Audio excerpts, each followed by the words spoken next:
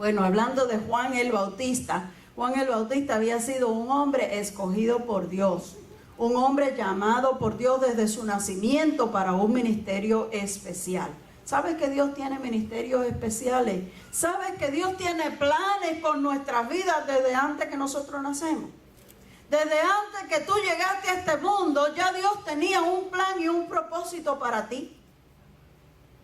Y está de nosotros buscar la dirección del Señor y preguntarle y ponernos en las manos del Señor para nosotros descubrir qué es lo que Dios quiere hacer con nuestras vidas. Hay algunos que ya saben cuál es su propósito. Hay algunos que todavía no saben qué planes o propósitos Dios puede tener con uno, pero puede seguir orando y buscando, que si tú quieres saberlo, Dios te lo va a mostrar en alguna forma. Dios va a poner en tu corazón algo, que eso es lo que Él quiere que tú hagas. Va a haber dentro de ti un anhelo, un deseo de hacer algo, y es porque Dios lo está poniendo, porque ese es el plan y propósito. Dios había escogido a Juan el Bautista y desde niño él se consagró y se separó para hacer la voluntad de Dios. Él había cumplido su ministerio bien. Él había hecho lo que Dios le había dado para que él hiciera. Y su misión en la tierra era ser el precursor del Mesías. Él venía a preparar el camino del Señor. Y su mensaje, según nos explica en el Evangelio de Mateo, cuando él salió a predicar, él le predicaba a la gente que se arrepintieran. Decía, arrepiéntanse porque el reino de los cielos se ha acercado. El reino de Dios está cerca. Él estaba hablando de Cristo. Él estaba hablando de que venía el Mesías que había sido prometido a Israel de tantos años. Él estaba hablando de que venía la salvación para el mundo a través de Jesús. Y el mundo tenía que prepararse. El pueblo de Israel, de donde había nacido Jesús, necesitaba estar preparado porque las mentes de ellos estaban lejos de Dios. Fíjese, el pueblo de Israel escogido por Dios, a quien Dios le dio a través de Moisés los 10 mandamientos y una cantidad de mandamientos, ordenanzas, estatutos, para que fueran un pueblo santo, que vivieran y sirvieran a Dios aquí en la tierra.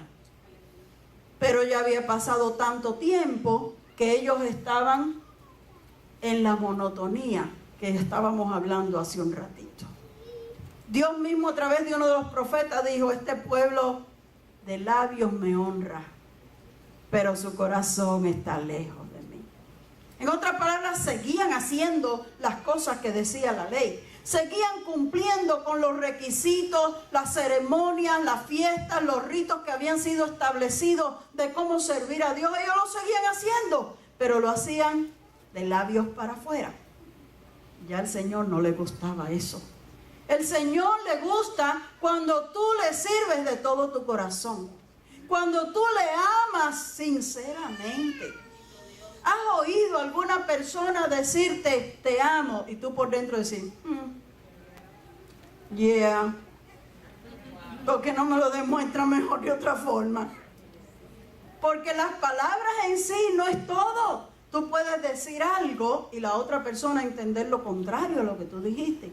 Porque si tus acciones no acompañan tus palabras, no valió.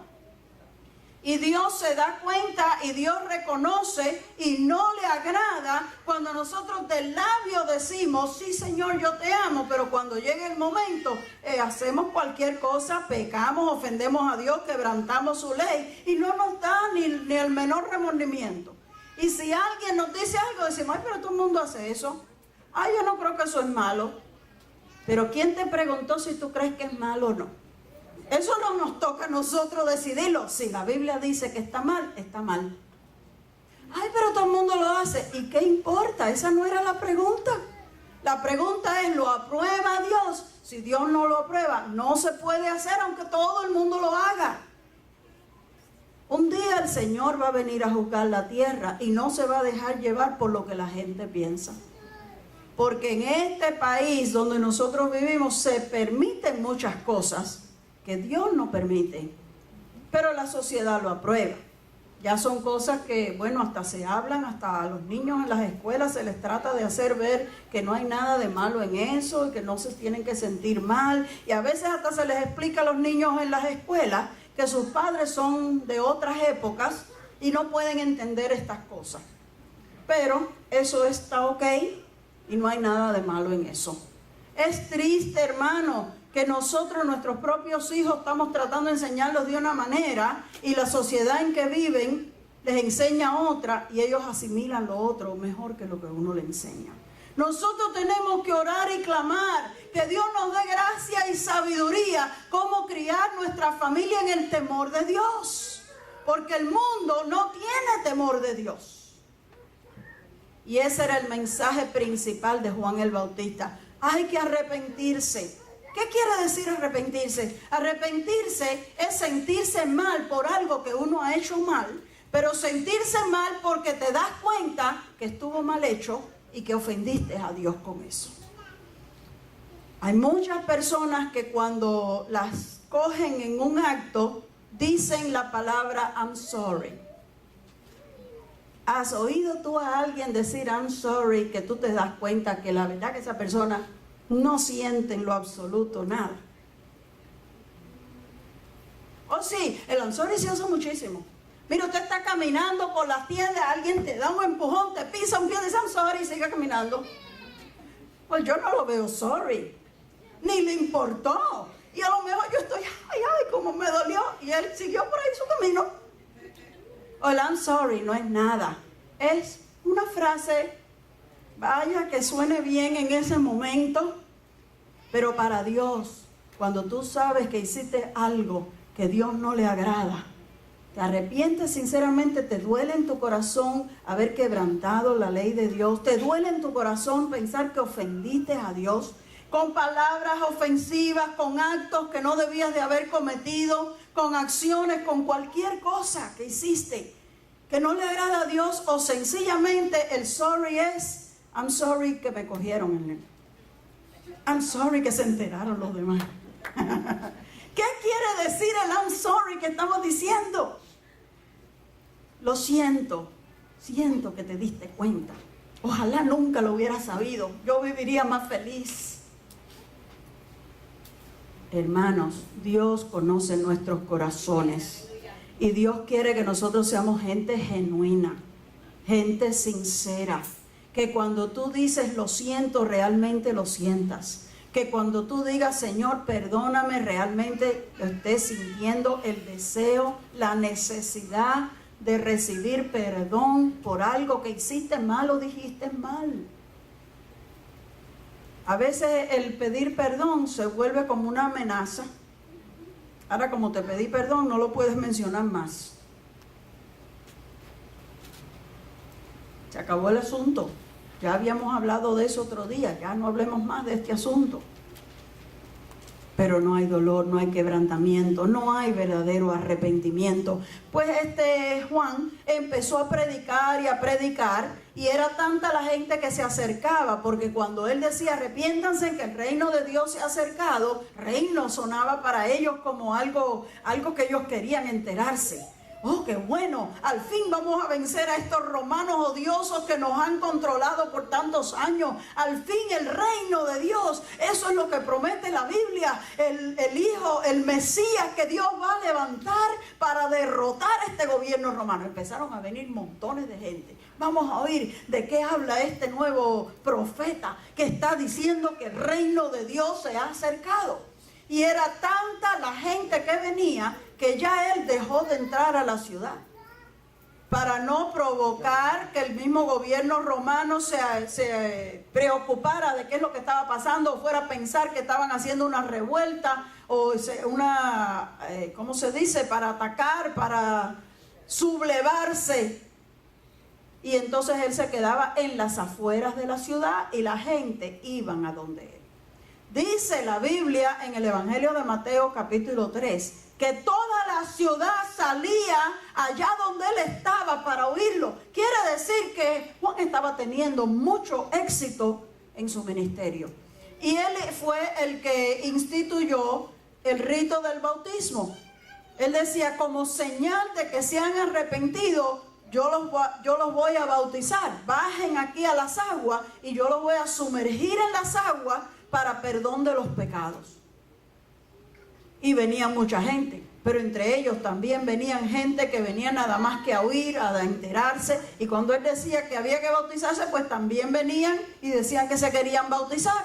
Y algunas veces Juan se daba cuenta que no había arrepentimiento, que no había sinceridad. Estamos tratando de hacer las cosas porque tú dijiste que eso es lo que hay que hacer, y a lo mejor va a ser que todos los que se bauticen son los que van a formar parte del ejército. Vamos a ver cuándo es que él dice, cómo es que vamos a formar el grupo que va a sacar a estos romanos del poder.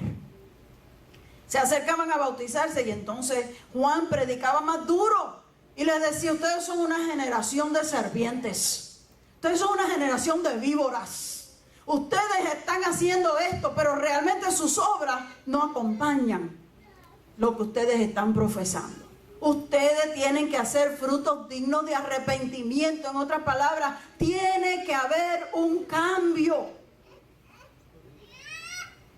Si tú quieres que Cristo crezca en ti, si tú quieres que Dios crezca en ti, tiene que haber arrepentimiento y tiene que haber un cambio. Tu vida tiene que dar fruto de lo que tú dices que crees. Dios no se agrada de que le alabemos de labios solamente.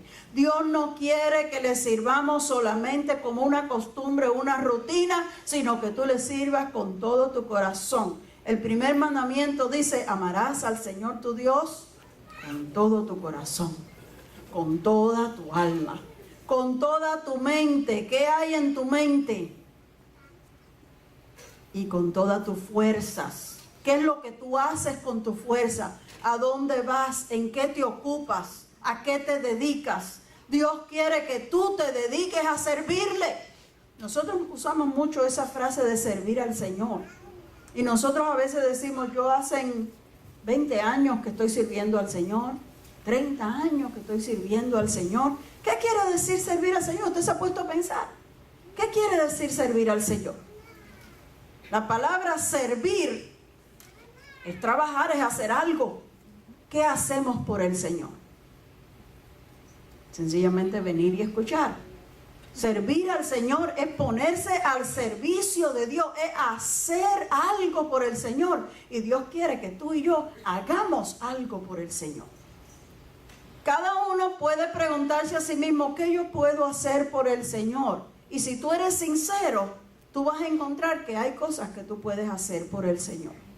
No importa la edad que tengas. Algunos son jóvenes, quizás muy jóvenes, y piensan, no, yo no puedo. El profeta Jeremías, cuando Dios lo llamó, dijo, no, yo no puedo. ¿Cómo yo voy a ser profeta? Yo todavía estoy muy joven. Y Dios le dijo, no digas que tú eres niño.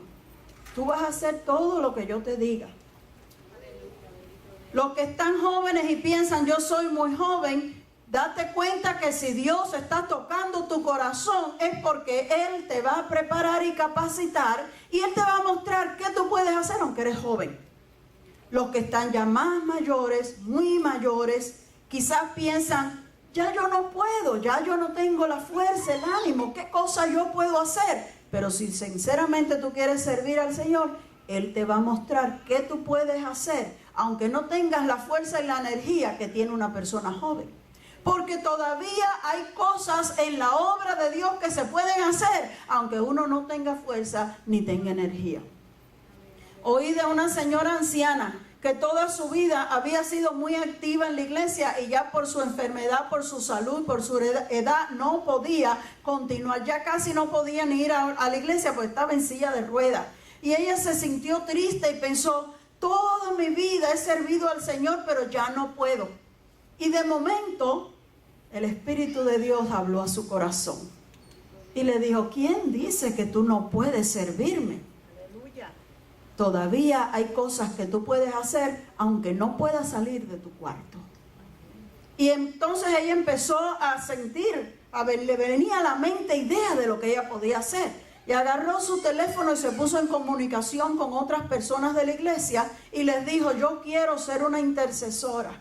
Yo quiero que ustedes me llamen y me dejen saber de cualquier persona que tenga un problema o necesidad porque yo voy a orar.